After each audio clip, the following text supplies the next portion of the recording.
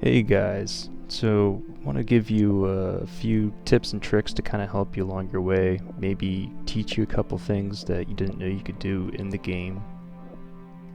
So this really won't be in too much of like a particular order, but this is my house. We'll start off here. I recommend buying a house over here at Little Greenwater. You can do this obviously whenever, but it's a really nice place if you want to bank. You might have seen it in my other videos, but compared to like Haywind or wherever else you might go, this is the closest house without using your homecoming ability. So it's just a nice little tip. But moving right along, a really helpful thing you can do if you want to kind of be sweaty when you're playing is you can alter like animations. It's real simple. It's not like if you're familiar with RuneScape, it's not like 3 ticking or 2 ticking, I don't really know. But with like mining up here, for instance, the default animation is pretty slow, and you can speed it up actually by clicking every time you see sparks. So it takes away the AFK of it, but it also is probably like a 30%, 40% faster.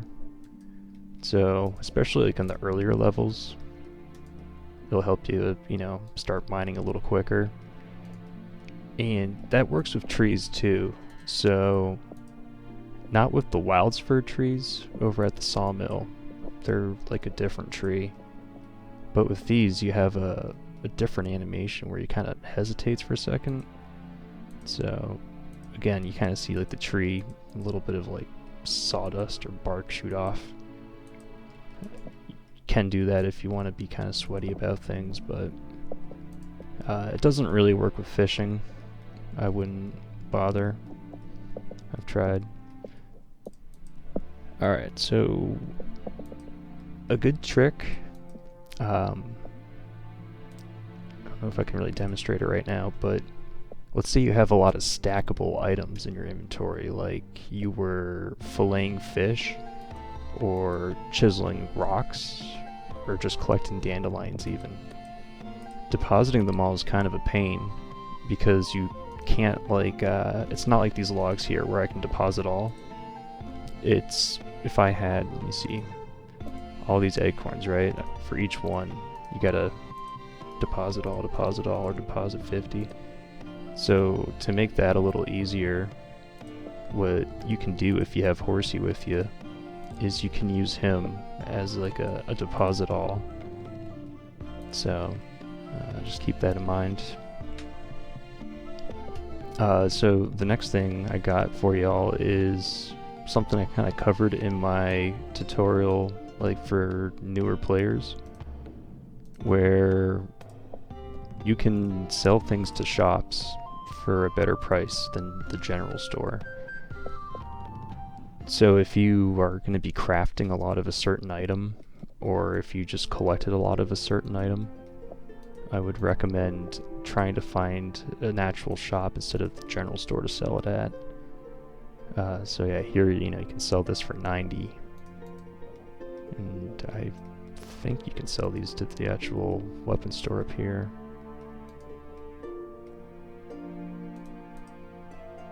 You can. So 180. So it's not huge, but if you're selling a bunch of them, it definitely adds up real quick. So I want to talk a little bit about the hotbars and abilities. It's something that I didn't really use a lot until I got into like the endgame dungeons, and I kind of had to learn like on the fly then, like okay, because there's a lot of attacks that you have to avoid. So when you get higher levels, you get these abilities, and I have these bound to like my mouse 3 or my mouse 4, my mouse 5 buttons. Definitely. So the way I have this all set up, and obviously this is just a suggestion or how I did it. Let me grab a couple of weapons here. Okay, so when for my magic, so I think it's 1 through 6. I have that literally keys 1 through 6. For my melee abilities here, I have those Q, W, E. And then for my ranged, which I have right next to my melee stuff here, it goes down to the next row, so it's like A, S, D. You know, I try and keep it pretty simple. I put the spells, so one spell you can get, it will boost your ranged or your melee attacks. So stuff like that, that's kind of like on a little bit of a timer or cooldown, I put up on the top bar. Be careful putting teleports up here, or if you're got a key that you could easily press and accidentally teleport, because that really sucks when you're in the middle of something and you just teleport. So if you do put teleports up there, I'd probably keep them hidden for the most part. But with these hotkeys, you can still, you can see like I can still use them even when it's lower. So just a quick tip on that, because I didn't utilize that for a while, and just recently I messed around with the ability block, which you like start the game with, and it's honestly not that bad. Like, you could use that to really help you at a lower level survive an engagement, or kind of just pretend that you're just get a little more like interactive with your fights, you know, parry every block or shot coming at you, and it recharges, yeah, in 2 seconds. So, or sorry, 4. But so you can use it a lot, and it's not that bad. So for the next thing I want to show you guys here, we're gonna pop on over here. So if you're grinding out like a boss or monsters, let's see if I can do this without getting totally killed, but so throw that on, and I'll get some acorns, because everybody's got acorns, right? Didn't need that many. Anyways, so when you get to this fight arena, this is a great place. Rovina here, I've killed her so many times. She's like, I AFK at her just to train my melee. But once you've beaten all these guys, this guy's pretty tough, but you can cheese him. This guy you can kite with magic, so you can just run around and kite him.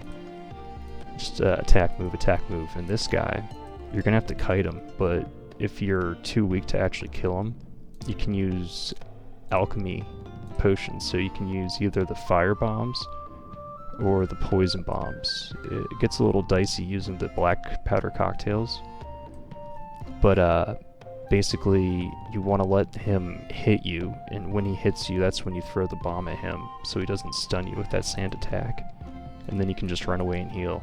So you're probably gonna have to tank like 5 or 6 hits. But anyways, this is a great place to train. And another reason why it's really good to have your house right here, because of that little crystal you get at the very beginning.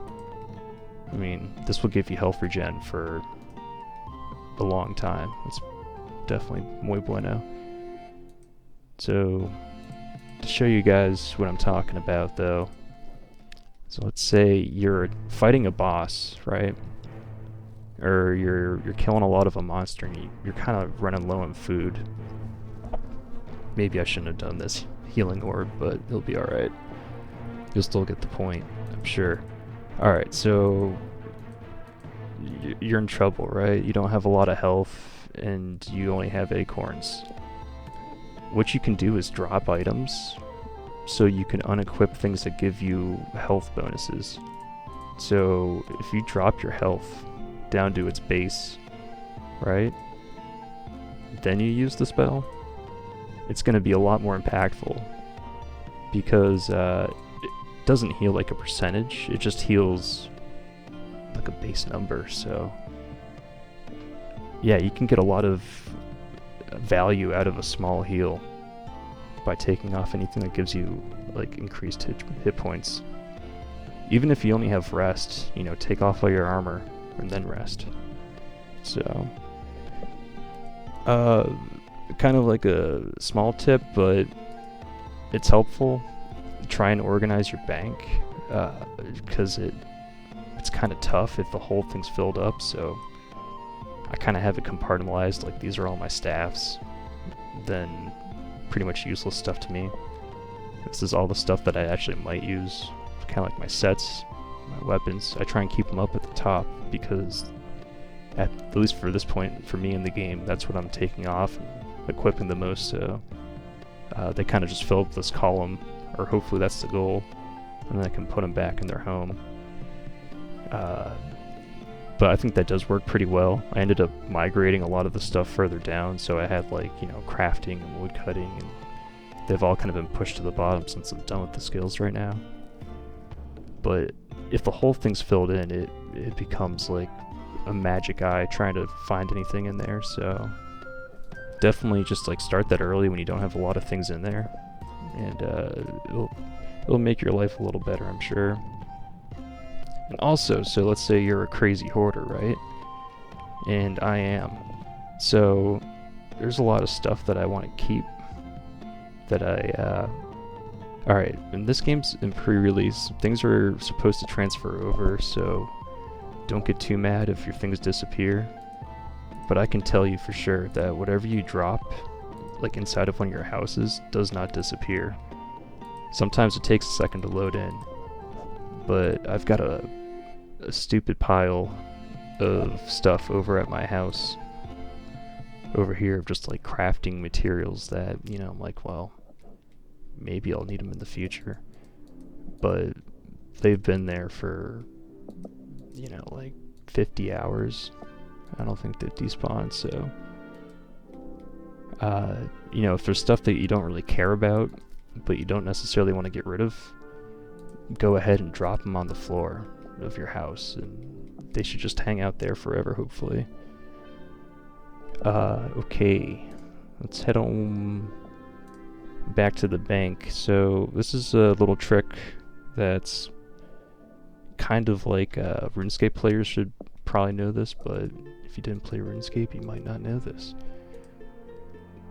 So with the inventory being set up the way it is, you can minimize the movement of your mouse by where you position things. So instead of, you know, just easy example is instead of going down here, I can move this to the bottom row and it's already there. So that kind of applies to things like skilling bags, right? So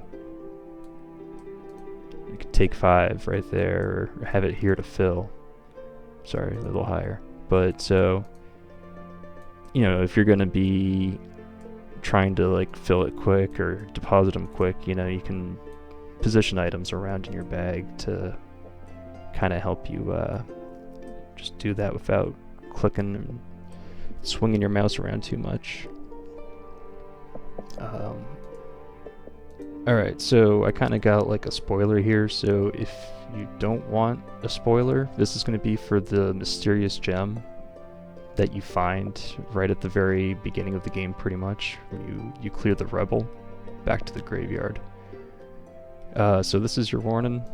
Alright, so in my opinion, you can get one of the best wands in the game with that mysterious gem. You do that over in Mistywood. So right in like the center of town, there's a tree, and there's a druid and a mage fighting. If you side with the mage, you get the wand. If you side with the druid, you get this, I have it on my other account, I could show you, but it's like a talisman pretty much, or a trinket of like the woods, and it acts as like a low-level food where you can click it and it just kind of gives you like a slow trickle heal. It's not bad, but if you know the trick with like the acorns and stuff, you'll really never be hurting, at least in my opinion. But the wand's good because it gives it the damage bonus, and you look at it and you compare it to something like the higher level wand, which gives a lot more attack, or accuracy, sorry. The damage is no other wands in the game have damage, and also this one offers a special attack, so it's really good for AoE, clearing out monsters and stuff, or like a group of bandits. So I think, you know, that's important. I think a lot of people will miss that, or potentially side with the druid, because honestly that's what I did my first time.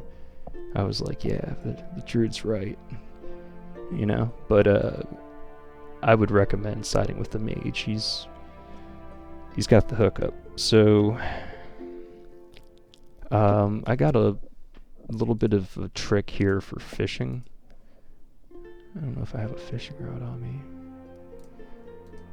So when you're fishing, and if you're trying to like AFK fish, sometimes the animation, and I think it happens when your inventory's full, but sometimes when the resource depletes, your character will stay like in this stance, right? And if you look over real quick, it'll be like, all right, I'm fishing. So to avoid getting like any confusion, I would just keep your mouse over the resource, so you see like the highlighted text just disappears right when you finish it off.